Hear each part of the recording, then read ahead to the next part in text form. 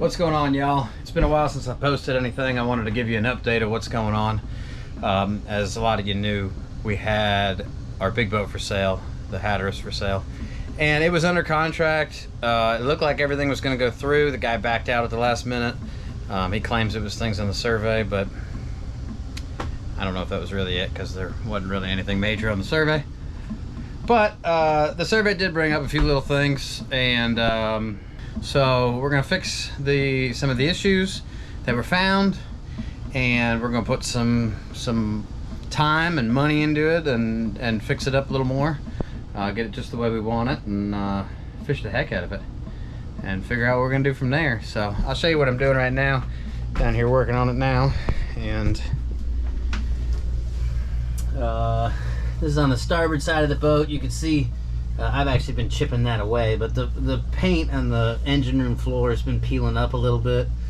So getting down there and chipping anything loose away, getting ready to repaint it. The survey did find, get down here, like a couple rusty hose clamps. So we're gonna, I don't even see them. Anyways, we're gonna replace all the hose clamps. Might replace all the hoses too, but it also found port side over here, the transmission had some signs of salt water in it. So I've got the cooler off. I had to pull the exhaust off from the turbo, and the cooler's off. I've done a lot of research into this.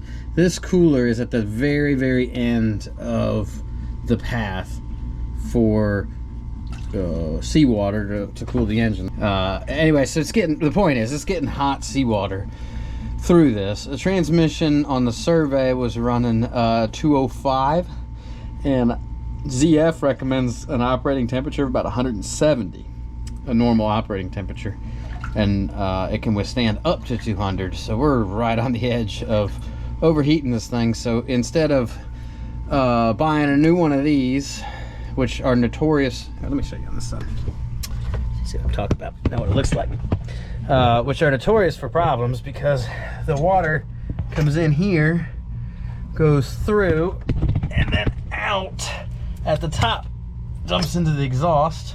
Well, what happens is the whole bottom of this fills up with sediment, and salt water sits in these. They're not self-draining, so they eat through. They're only half of them work, so it's a piss poor design in my opinion. So what I'm gonna do is and there's a lot of rust back here to clean off. When I bought the boat, I had a shaft seal leak on me, and it sprayed everything back here, and that's on my to-do list too, is to get back here with the needle scaler and OSFO and treat all this and get it going, get it looking the way it should. But so my idea is I want to tap into the incoming water. This is water coming right out of the sea pump, going into the heat exchanger. So I want the water to go through the transmission cooler first. So that's my goal. I bought a little universal Caterpillar heat exchanger that they use on these ZF transmissions on the inline 6 engines. So it should work just fine, I hope. And we run a little cooler transmission temperatures and not have the issues of that. I also want to tee into this somewhere. This is the whole engine. You can see it sits back, leans back, and then goes here, and then goes up into the exhaust and dumps and out the back of the boat. I want to tap into this somewhere around the lowest point and run it overboard as a drain, a small hose or something, just to drain off some water. The exhaust doesn't need that much water to cool it as much as these motors pump, and when it shuts off, it'll keep salt water from sitting in all this, so that may help too. Also, I am in the process of rebuilding the hold on, get out of the hole. Also, I'm in the process of rebuilding a generator for this boat. It is a 8 kW Westerbeek diesel generator, I want to put it in the engine room back there between the engines, between the transmissions. So I've got my little gas generators rigged up on the bow. They work pretty good, but it'd be nice not to have to worry about filling them up and running up there and starting them and all that stuff. What else? Batteries. The batteries were, there's a house battery, but this is in front of the starboard engine for reference. Here's in the middle of the walkway facing forward, and then there's in front of the port engine.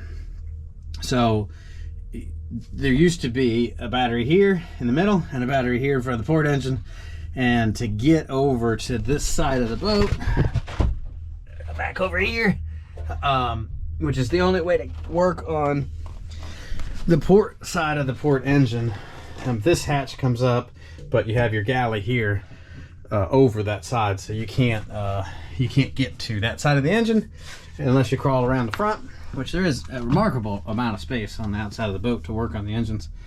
But it was very difficult getting up there, and because this boat, this is all put in, this wasn't factory, the boat had a galley downstairs, right here where the bunk beds were, is the way that this particular model came from the factory. Somebody put the bunk beds in, somebody put this galley in down the line, and the boat's always listed a little bit to port.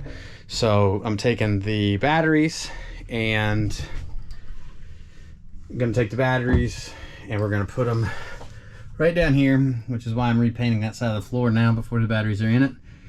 I've already done this side of the engine, and done all the OSFO, and been down there with the needle scaler and wire brushes and grinders and getting all the rust and everything off, and repainting it all.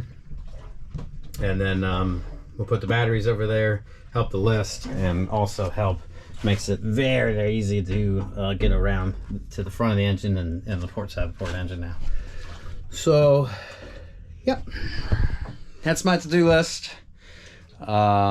That's my quick update. If you guys want to see more of working on the boat, let me know down below. I don't mind making videos of me working on the boat. It's I don't know how exciting it'd be, but hopefully we'll be back out fishing very soon. I definitely want to do some big overnight trips in this boat. That's the idea of setting it up just the way we want and doing the diesel generator. We want to do some 2 or 3 day trips in it and do some really cool stuff for you guys. So hope you guys enjoyed. Like I said, if you guys want to see more of this stuff, I'll be happy to do it. Just let me know. And as always, thanks for watching.